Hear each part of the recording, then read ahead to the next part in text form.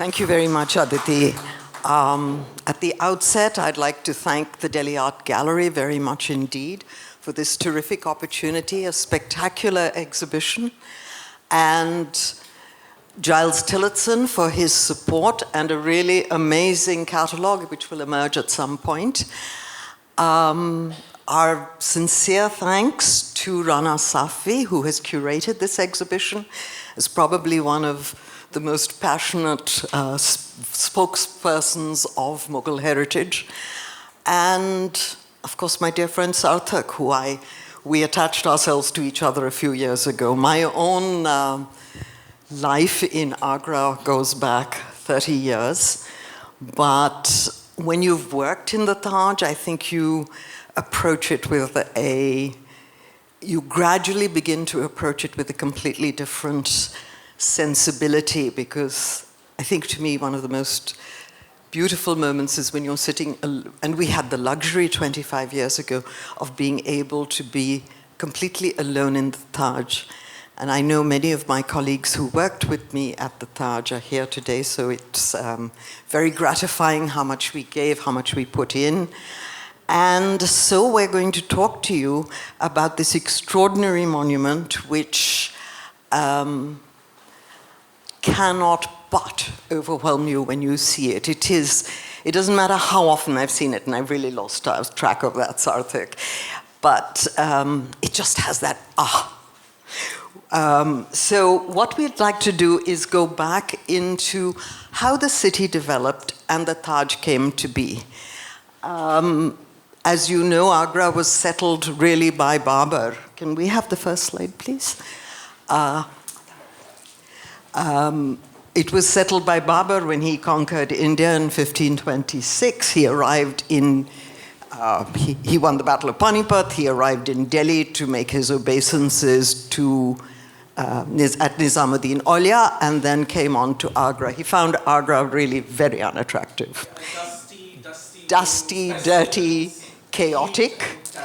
So he crossed the river and he built what is the first Mughal garden in India, Aram Bagh. So this was settled, this was settled by him. It served as a palace, it served as a hammam, and as one of the largest and still extant Mughal gardens in Agra.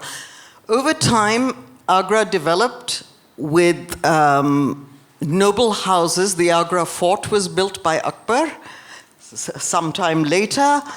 And the noble houses, these were all gifts of land by the emperor to the nobility, and they occupied prime property along the riverfront. And I will remind you that the Jamna in those days flowed with the fresh waters of the melting snows of the Himalayas. Long story away. And behind was the city. I don't have that. And behind the noble houses lay the city. There were, at the time of Akbar, there were some 80 sarais, and it was written by Ralph Fritch. It was larger than London and Constantinople. It was more populous than London and Constantinople. Opposite, on the other side of the river, were the Bagichas. At its zenith, there were 44 Mughal gardens across the river. So life in their time revolved around the river. It was the main way of transport. They came to Agra by boat. They developed the city by boat. Agra was very congested. During Jahangir's time, in fact, it even had the plague, and he moved out of the fort. And in Shah Jahan's time, there was some redevelopment. Now, sort of not unlike Lutyens' Delhi today, these were prime properties. At the back lived merchants, traders, visitors, 80 sarais, wells. It was teeming with humanity, very, very busy, but at the front, occupying the water, were all the nobility. When Shah Jahan became the emperor, he developed a whole part of Agra Fort. Most of it was built by Akbar, but the riverfront was developed by Shah Jahan. He added for the first time Akbar introduced the use of red sandstone in our forts. Shah Jahan brought in the element of white marble. And so he added amazing palaces. But then, when his wife died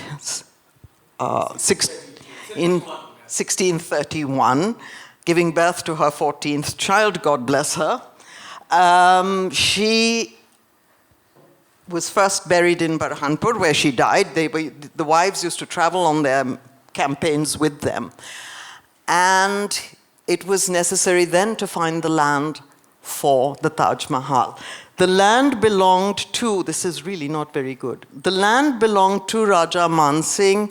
By the time he acquired it, it is from Raja Jai Singh. There is absolute clear court records that the abode of Mumtaz Mahal should be paradise. So this was not just fortuitous, it was set well away from the city on the turn of the river, and you can see how highly developed it all is. The river is bounded on both sides. This was developed in perfect cardinal direction, cosmologically, in every possible, astronomically, in every possible way. It was inscribed on the earth in perfect cardinal direction. The reason for that, quite clearly, is the graves have to be in cardinal direction. The bodies are buried in the Taj Mahal facing west. They face Mecca. And if you go then imagine how Shah Jahan approached the Taj Mahal, he came by boat. He was not going to walk through the city, because there's a story of him visiting Asif Khan, his father-in-law, and they had to spread the roads with velvet and gold ashrafis. So that was a very expensive enterprise for Akbar to go by road. So he traveled by barge. And therefore, his perspective of how he designed the Taj Mahal was defined by the river. And when we worked there, we realized that the only decorated wall of the Taj Mahal is the one that faces the river. And I know my colleague Naveen Piplani is here. He sat there and he oversaw the restoration of that riverfront wall. The next connect week, and of course there's, we also found much later a photograph in the ASI which shows us the door. Shah Jahan's entrance, there are marble steps. That's now about 6 feet under. But he designed this as Jannat. It was paradise inscribed on earth, and it was this great vainglorious moment where the king appropriated the river as the center of his dream, because the river was what he knew of Agra. The Taj Mahal had everything Jannat promised, but what he did, because Jannat promises you eternal flowers, and of course, no charbagh flower is eternal, but they are eternal in the mausoleum. So it's huge, immense building, intensely carved, intensely engraved and inlaid, is all about representations as they saw the emperor becoming one with God, which was, of course, only the emperor could do, and on the other side was Amita Baig, an absolute mirror image of the Taj. So and one of the reasons why the scholar Elizabeth Moynihan writes about is, she says, they raised the Taj so high so you would get a perfect reflection of the dome in the river. And so at all times you could see the dome. It was ephemeral, you couldn't touch it. It is described by Lahori as this guava-shaped heaven-reaching dome. So there are the flowers. I was shown the flowers around the drum of the dome, which are in perpetual mourning. They face down. It's the detail is, every element has the story. But then, Mumtaz Mahal was buried 2 years after she died on her second Urs, and there are details. There's no real record of how the Taj was built, but there are records of the Urses, which were great events. And then, what do you know? After 12, construction continued. The construction of the Taj Mahal itself was an industrial enterprise. They say 20,000 people. There were brickworkers, there were marble cutters, there were inlayers. Everybody in India who wanted a job, clearly, arrived in Agra and got a job because this was this heavenly enterprise of the emperor. And then 12 years later, he gets up, takes Makramat Ali, his head architect, Amanat Khan, his chief calligrapher, and off he goes to Delhi to build Shah Jahanabad. Why, Sarthak? What happens then? Gosh.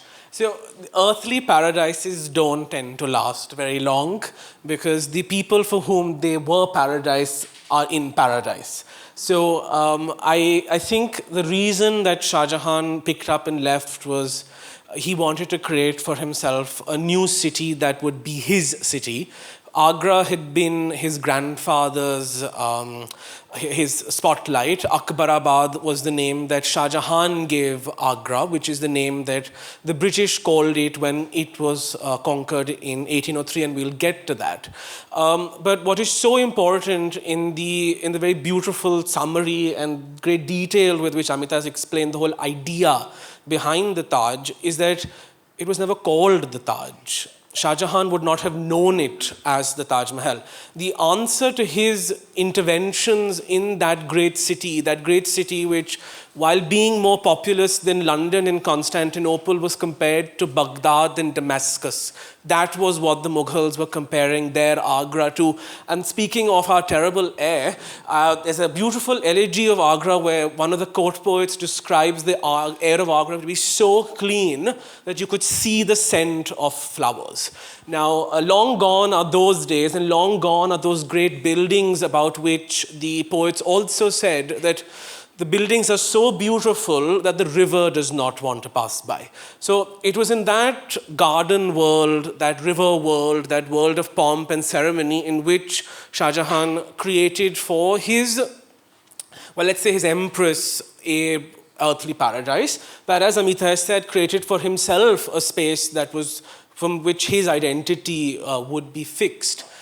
And that is what is really interesting. So during Shah Jahan's period, his lifetime, court records tell us that the mausoleum space was called the Roza-e-Munawwara. Roza is a particular kind of tomb space which is situated in a garden. So it's a particular kind of architectural space. Munawwara means to be illuminated. So if one is being very elegiacal and poetic, as a lot of the people I've worked with in Tajganj tend to be, they say that, this is the Shahi Roza-e Munawwara-e Mumtaz Mahal. And what that means is that the term Mumtaz Mahal, her title, the title with which Arjuman Bano was known, Mumtaz Mahal means the chosen one of the palace. So the Taj Mahal is that place which is illuminated by the chosen one of the palace. So, but elegies aside, if we turn to sort of ground the Taj back into the earth of Agra from which it has emerged, we begin to see a very sophisticated kind of urban planning in stone.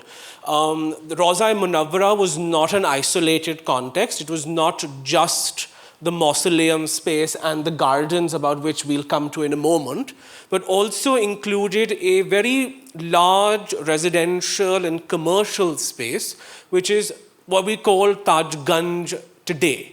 The entire complex of Tajganj, I think we can go to the next slide. Can we go to the next slide? Yeah, okay, so that is the Taj, the mausoleum. Those are its gardens, and that is what we understand the Taj to be today. I have the pointer, don't I? Gosh, I don't know how to use this. Oh, no, it's not working. Top one. Oh, okay, yeah, this one. So this is where our ticketed monument site ends. This place is called the Jilau Khana. Complicated word. Think of it as an outer enclosure. And this is what is historical Tajganj, bounded as it was then by walls, by 3 gateways, of which only one exists today. And the entire complex together with its extension into the Mehtab Bagh area across the river would have functioned as Shah Jahan's imperial mausoleum complex.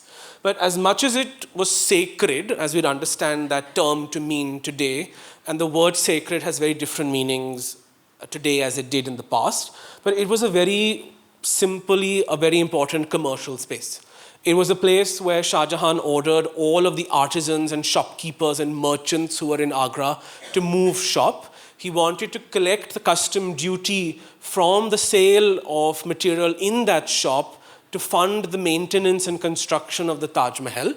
So what they did was institute a system of patronage, wherein even after the emperor's death, money collected in the Taj's name would be used to fund the upkeep of its gardens, the salaries of its tomb attendants called khadims, and people who had been appointed to recite the Quran, who were called hafiz. So the entire space was a commercial sacred space, and if you think about it, it's not entirely different from how our sacred sites work today. There is crass even the commercialization. fruit was sold from the garden. Yes. And it was auctioned. Yes. So it was all very economic. There was a good business plan. The bazaar was very important. So it's so interesting so the name Taj Mahal actually comes from the fact that it was the Roza in Taj Ganj. So the Taj Ganj area became known as the bazaar of the Taj, while the Taj itself became known as the Roza of Taj Ganj, and that's where the name Taj Mahal comes from. So over a course of about 150, 200 years after Shah Jahan leaves Agra, dies, the Mughals lose control over their most spectacular city, and the name itself changes. And what's so interesting is that even 100 years after Shah Jahan's death, Mumtaz Mahal's memory begins to be lost, in the sense that the Taj is no longer called the Roza-e Munawwara, it's called the Roza-e Shah Jahan. So as much as we want to speak to the eternal love story of the two of them, it is ultimately the man who's unfortunately remembered more than his empress, in whose name he is most well known across the world. Do you want to jump in and tell us more about the gardens before we get into some more commerce? So I think before Shah Jahan leaves Agra, he builds these two gardens. The garden of the mausoleum itself it has every element promised in Jannat. So it has flowers, it has shade, fruit, and flowing water. Of course, in this complex, the flowing water is the Jamna River, and then there's a canal. It's lifted and brought in, there's a canal through. So it has all the elements described in perpetuity. I mean, what an extraordinary concept to think that you could build heaven. And it is completely recorded by admittedly obsequious courtiers as Jannat. So yeah, I think that's very important. And then on the other side, there's Amita Baig, the Moonlight Garden, excavated only 30 years ago. But just in Shah Jahan's lifetime, there's a letter from Aurangzeb to his father saying, the Taj dome is leaking. So for all of you who are criticizing the ASI, it began back then. And of course, that Amita Baig had been flooded and ruined. Now, what had happened? The city, the Jamna, which historically in India we have through our own natural understanding of the environment, we build on one side of the river. Banaras is on one side of the river, Mathura is on one side, Hardwar. So these were all the Patliputra, the great ancient cities. The Mughals bounded the river on both sides. So when it comes around the corner and you get to Amita Baig, it's at a lower level to the Taj, and it was completely flooded, gone. There was nothing left. So actually, it says so much, that very simple, that really striking detail which someone would just overlook, actually says so much about, not only about how the Mughals used to reign over a space, but also what happens to systems of patronage and who owns and operates these gardens. So a lot of the gardens that we see, and that Amita has spoken about already, when we speak of them as being the nobleman's garden, they're not actually theirs. All land goes back to the emperor upon the inhabitant's death. But some of these spaces, for example, Itmat-ud-Daula's garden becomes the site of his tomb that his daughter Nur Jahan builds for him. So that was her Jagir. It was Itmat-ud-Daula's Jagir, and it was then inherited by Nur Jahan. So the idea that Mehta Baig as imperial space is not being looked after because the emperor is not in town would have been sort of basically Aurangzeb busy in the basically. Yeah. And so once the emperor goes and the patronage goes, then who's paying all these bills for this immense undertaking? I think that's when Agra goes into complete economic collapse. All the patronage shifts to Delhi. Chandni Chowk becomes the most beautiful part of India. And Agra gradually collapses. And as it collapses, who arrive? The Marathas and the Jats. Indeed. So a lot of 19th century writers living in Agra, people whom have an education in Urdu, an education in Persian and in English, are our first historical sources about Mughal Agra. So, and they write very ruefully about the decline of Mughal rule in that city.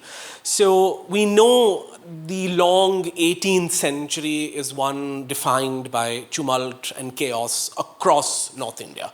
There's repeated invasion and repeated political turmoil that is affecting a lot of the spaces and cities and kingdoms. And of course, it would begin to affect Agra as well. So after Aurangzeb's death, what happens is that a lot of Mughal successor states start emerging in what would have been the vast expanse of the empire. One of those is Jaipur, and the Raja sends his agents to be, to sort of as spy masters essentially, because he's got the governorship of the city. And they report that there's been extensive looting and plunder, costly carpets that would have lined and covered the tombs of Agra's nobility, including that of Mumtaz Mahal's mother, which is also situated in the Tajganj area. So it would have been somewhere here. They report that that has been looted. A few decades later, Bharatpur, the Jats from Bharatpur also plunder and seize and can take control of Agra. We have reports of a lot of what we describe as pillage and plunder, but what I'm assuming would have been quite normal for 18th century India. And after that, the Marathas, in their vast sweep northwards, become the overlords of the city. So within 100 years, less than 100 years, actually 100 years of Shah Jahan's death in 1666, the city of Agra, created by his grandfather, is no longer in Mughal control. So when we speak about the Mughal Empire in Agra, it is not the same term as it is to be understood in Delhi. So the simple story would be to say there was a lot of desecration, which indeed there was. But what's also interesting is that the Maratha overlords, in particular, the Raja of Gwalior, who was in charge of the city, we know he appointed revenue officials. He appointed a chowkidar to take care of Akbar's tomb. He appointed another revenue official to serve as a custodian of the Taj Mahal. And they got the neglected gardens restored. And I think in your book, Amita, Taj Mahal, Multiple Narratives, there's an extraordinary story of one of the descendants of that Gwalior Raja throwing a soiree at the Taj Mahal. Yeah, so, well, here we are. It goes from where the Hafiz say prayers for 24 hours a day, 365 days a year. Then, interestingly, the Khadims stayed. They stayed until the turn of the last century. I mean, they were there in Agra Fort when we started going to Agra. Okay, I will come back to that. I will come back to you on Rousselet's story. We're not arguing here. No, we're having a conversation. Rousselet, who is this French traveler, is invited to dinner at the Taj Mahal, and he describes walking through this densely tree-lined pathway to the Taj, where there is lights and dancers and there are fireworks, and my gosh, there's a feast on the platform of God. And on the other side, there was dancing. So it was desecration and 150% by then. You had completely, it had lost its value. And a value is really what we give it. And I think we'll go on to what you're going to say, and then I'm going to come back to the value. So just pick up on that. Now, the reason, while the Taj itself is being almost made into a monument at this time, which is quite interesting to think, because it's being converted from an imperial space that was accessible to a handful of Shah Jahan's family, to a place which comes under the overlordship of a completely different set of people. At the same time, Taj Ganj continues to flourish, which is quite striking and surprising. Now, let me just do a quick overview of what Taj Ganj looks like, because we may not be familiar with this space. I would suggest the next time we do go to Agra, we do go down to Taj Ganj as well. But quickly, okay, so Taj Ganj begins here, outside the Jilao Khana. This is called the Sirhi Darwaza. These 4 spaces are called Katras. That is Omar Khan, that's Fulel, that's Resham, and that's Jogi Das, and there's a huge chalk in the middle. What is interesting is, as Amita has pointed out already, the dimensions of this space are the same as this space and are the same as Mehtab Bagh. So it's a 3-fold pattern repeating itself, and it's quite extraordinary and how precise it is, because if you're actually standing at this gate here, you can see the tip of the dome of the Taj Mahal. With the wires and all, and the monkeys aside. So Taj Ganj was already a flourishing marketplace. It was known as a center of trade, especially in cotton textiles. The textiles were brought in from Bengal and they were sent via Agra to Surat.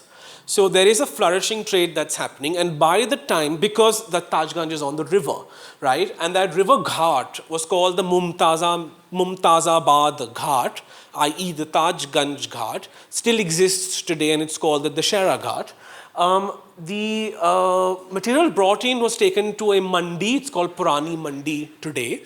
And when the British, the East India Company conquered the city, annexed the city, Taj Ganj was the only place that had a flourishing population. And its population was around 3,000, as Christopher Bailey says. And that was considered to be remarkable as compared to the spaces around the fort, which the old nobility's mansions used to lie. The mansions were all here, and that was in a completely ruinous condition. So ruinous that William Hodges, the famous painter who has shown us and given us the earliest picturesque portrayals of Taj, speak of this paradise city as a wilderness of ruins, again happening in such a short period of time in the span of 50 or 60 years.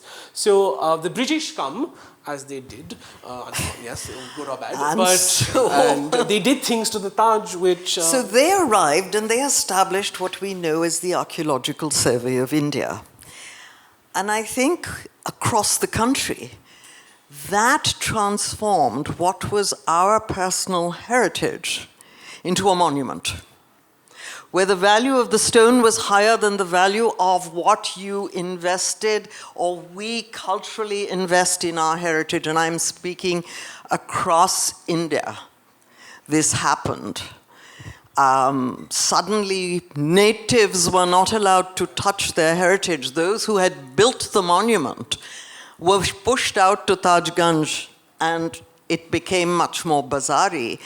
And the British engineers arrived to do repairs. And the first British engineer actually set a pattern for us. He was given money to restore some of the stolen inlay. And he put in colored chunam. And the first rainfall, it all washed away. And then the Archaeological Survey of India got a little more serious about it. But I think that changes how you relate to your heritage. We all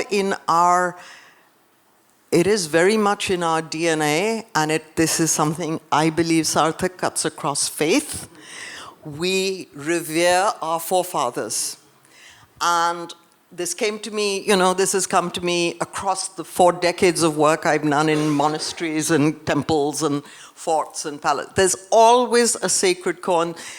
So when you get the British setting up the Archaeological Survey of India, for whom the value of stone is higher than anything else, it changes how you relate to the monument. And soon there's a barbed wire fence, and the fissure is complete. You are now the outsider. So from a settlement that lived within the walls of the Agra fort, or indeed the walls of Fatehpur Sikri, the British system was to put a railroad through, secure the palace for themselves, and the people now were outside the walls. And I think that changes how you relate to your heritage. The railway line actually goes from here to here, right across. So that's the Jama Masjid, that's the fort, and the railway line cuts across this bazaar and goes across the Jamna, literally cutting off a connection between the political center and the sacred center of and the yet, city. Sarthak, we have a lot to thank Mr. Curzon for. Yes. Because British honeymooners were all sketching their names on the Aleppo glass of the upper levels of the Taj, so graffiti was invented way back then. There was a lot of vandalism. And Curzon said, right, let's put this all in order. He ordered a massive restoration at the Taj Mahal. All the khwasparas were at the big entrance in the Jalal Khana were rebuilt in the 1920s, if I'm not mistaken. Curzon ordered a lamp from Egypt to illuminate the grave. He also, and this was a fundamental change, the garden was now overgrown. The trees were way too high. I don't know when anybody last planted flowers. He decided that this should be an English country garden. You can't see the Taj, he said, and clear-felled the gardens, planted a lawn. So how we see the Taj today is in the picturesque, in the English country garden, in lawns with chrysanthemums struggling to survive the Indian heat. It just changed how you see it. It was no longer Jannat hidden, which you could view through the leaves of a tree or at a distance. It was now it was in your face. Which is shocking because Curzon, as a young man, when he first came to India, he loved the sight of the overgrowth. And then when he comes back as viceroy, he burdens Agra with like 5 or 6 viceregal visits, and the city administration utterly hates that because they have to deal with the viceroy's convoy and his tent and the shamiana, and the darbar is coming to town. And he is so particular about the planting that happens, and we have a couple of drawings we'll come back to that later. He gets a horticulturalist, Grierson, to come in from London, and you can see his plans up there on that wall, but they're up here as well, and they point out this one in particular. They map out the sight lines, which is very interesting. We don't have an image of that, it's right there. Which is basically, if you're standing at the Great Gate, where will your vision lie? And they're mapping out the position of every single tree based on how you will see that great mausoleum. So there are a couple of things which is very interesting here. It goes back to what you said in the beginning. Now what that does is it flattens the Taj Mahal. You see it as a picture, and it's not a picture. Right? And that's how we tend to see our monuments as well. We see them as paintings, as works of art. We don't see the labor and the craftsmanship, the fact that these are actually urban spaces. At the end of the day, they have impacted how cities are shaped, and they continue to impact how cities are shaped. And we'll come to that as well. But what's more interesting to our dear friend Lord Curzon is that while he puts an end to all those festivities that you described, the Gwalior Raja partying and the soldiers being drunk, and the lords and ladies are dancing the quadrille, and they're eating bacon and honeymooning at the Taj, and there's a very interesting report of this American journalist who's in town, and he says that, You can picnic and you can go get your tiffin at the Ram Bagh, or you can get your tiffin at the Taj Mahal. You can rent out the rooms for ₹1 a day, but you cannot rent them out for more than a week at a time because there's such a long queue. And all of these spaces became sites for summer vacations. They became places for the army guys, because they create, Agra becomes, and it's a very interesting thing to think about it, it becomes the second city of Bengal. So India, the company rules from Calcutta, Bengal presidency is the one they're ruling in, Agra becomes the second city, and that's why the Taj and all these monuments become so important. But what Curzon does is that he basically robs a lot of Tajganj, and he robs the bricks from these spaces, and he uses those bricks to rebuild the Taj site. And at this time, we see a Taj site coming into play. We get the Taj Mahal, fixed, perfect, elegiacal, heavenly. It is a British invention. And I think it's important to recognize that, because what that helps us recognize is the amount of labor that goes into the making of these spaces. And to recognize that labor, you recognize the ordinary ongoing work that happens. But you also stand how you see it on its head, because the back gate becomes the main gate. Yeah, precisely, yeah. So we see it, what we know today as the main gate was actually the gate for Aam Janta. Which were not even allowed inside. Who were not allowed beyond the colonnades of the entry. They couldn't go into the sacred garden. So now it was definitely a civic space, but it was sort of so neutral. But it's interesting that you say it's a civic space, because it doesn't feel like a civic space today, does it? It becomes like a tourist site today. But I think, you also have to look, Sarthak, the paradox that is India. The Urz of Mumtaz Mahal and Shah Jahan is still held, and the chadar is still put every year. Yes. I mean, it is extraordinary. Yes. But what I'm sort of thinking as if I were an Agra wala, and which I am not, unfortunately. But till the 80s, till the 1980s, you could actually take your car and drive through the Taj Mahal to go to the other side of the city. And you could celebrate your Eid and your Dasharas inside the Taj Mahal. There used to be mehfils and poetry renditions happening inside the Taj. People used to cook biryani and khichdi and swim in the canals. And these are things that are utterly unthinkable now, aren't they?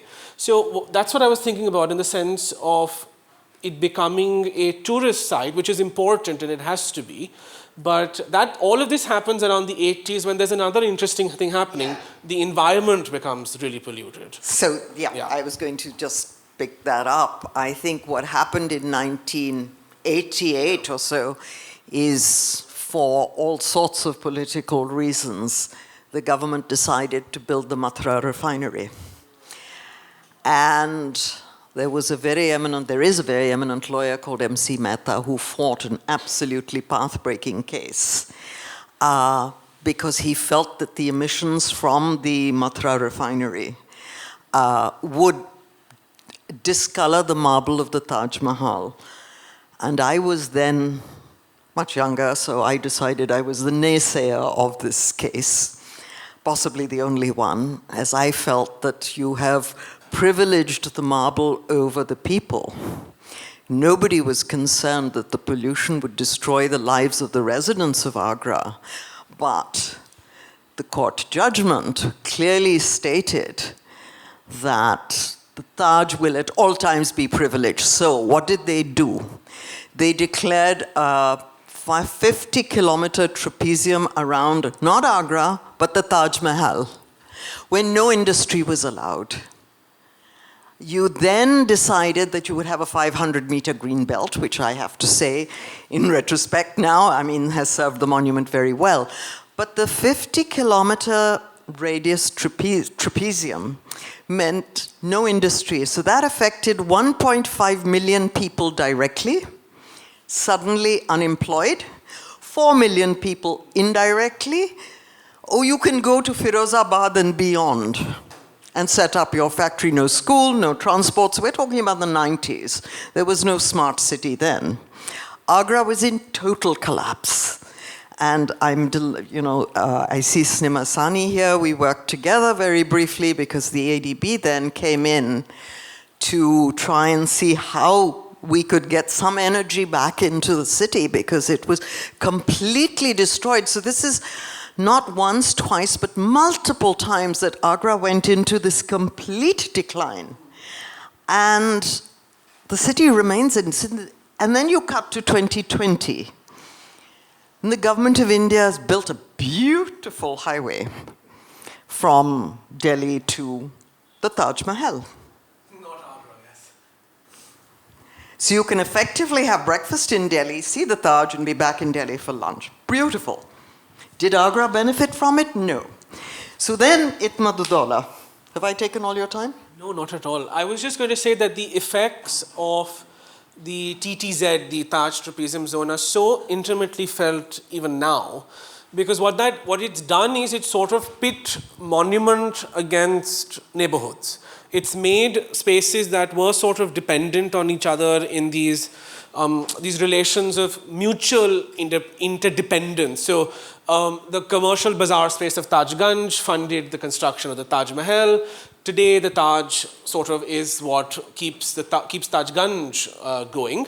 But what it's done is that it's created so much antagonism in Agra that people have sort of turned away from the Taj. And that often manifests for us as a lack of care. Oh, these people don't care. Well, there is care, but it's misrecognized often. And heritage conservation, as you'll take us through the Itmaduddaulah case, cannot happen without a wider sociopolitical investment in people's lives, a socio-economic upliftment, which is so important. So tell us about Itmaduddaulah, and then we can, we might have to even conclude, which is such a sad thing, but tell us about Itmaduddaulah and what happened there. So obviously when we were working at the Taj, we said, oh, wouldn't it be wonderful to do the garden? But it was 22 hectares. Not really feasible. And there were multiple issues. There was this continuous Supreme Court monitoring. The Taj Heritage Corridor happened in the middle of the project, and we were deadlocked for about 5 years. And then we went back to Agra to work simultaneously in Amita Baig, Itmaduddaulah, and Fatehpur Sikri to see what we could do that would be actually seen as some kind of, how do you expand the tourist arrival in Agra? This was a city that is dying. So we felt that an investment in seeing what we could do in Itmaduddaulah would ensure tourism dispersal. And so we spent, 5 years there and planted a garden. As it's the spirit of how an original Mughal garden would have been. There are it's looking stunning now, 5 years later. But we really struggled with it because the first round of plants, the second round of plants all died. The water is so highly contaminated. It's toxic to the core. So then, water treatment plant. Yes, we'll put in this huge water treatment plant. And we had sociologists working in the village nearby, and the mandate was, let's do something. The village has the town, and the village nearby is now the town of Agra. There is no potable drinking water. But we provided it for Itmaduddaulah so that the plants could. So, these are all the conflicts one works within. There's a sort of moral thing of saying, gosh, I've got so much water flowing through these water channels in Itmaduddaulah, and yet they've got water being delivered in tankers next door. But it has transformed how it's become another destination for anyone brave enough to spend more than a couple of hours in Agra. It's got the terrible name Baby Taj, which is an abomination. So please don't call it that. But okay, I think we may have to conclude. I do not see Aditi here, but anyway, then she's not here, then I will continue. So I think what that actually goes on to say, and Amita's actually laid it down very directly, that we think of monument spaces as if they're bounded. You know, they're walled, they're fenced up, there are lawns around it to keep the people out, to keep the monkeys out and the dogs out, but you can't really control the city, right? The city will find a way to flow in, whether it's through groundwater, whether it's through monkeys jumping over barbed wire fences, whether it's birds dropping seedlings that grow on the Taj's walls or the Red Fort's walls. So the monuments like the Taj, which have grown out of Agra, have in their long lives become sort of isolated from it. The expressway tells us to go to Taj. At the same time, it tells us to go to Agra, as if they're not in the same space. But the city sort of brings it back in. And what I think we need from a policy, a interventional point of view, a point of view that sort of does not make life in Agra and future in Agra far more troublesome than it already can be for a lot of people, is that how do you get the monuments to come back into the city? And that is something that can work from across. We've got great examples happening across India and across the world. The ASI is doing a really good job in places like Fatehpur Sikri. But the fact is that these are not only objects of art. These are city spaces, they're urban spaces, they're places that are lived in, inhabited, created, and continuously cared for. And it's time that we sort of recognize that presence. It's our heritage. And our, not being an exclusive term here, it is our heritage. And I think should we conclude with that positivity, which might be a bit romantic, but alas, we're talking about the Taj. But we have to find a way. Yes. Yeah. Okay, thank you very much. Thank you.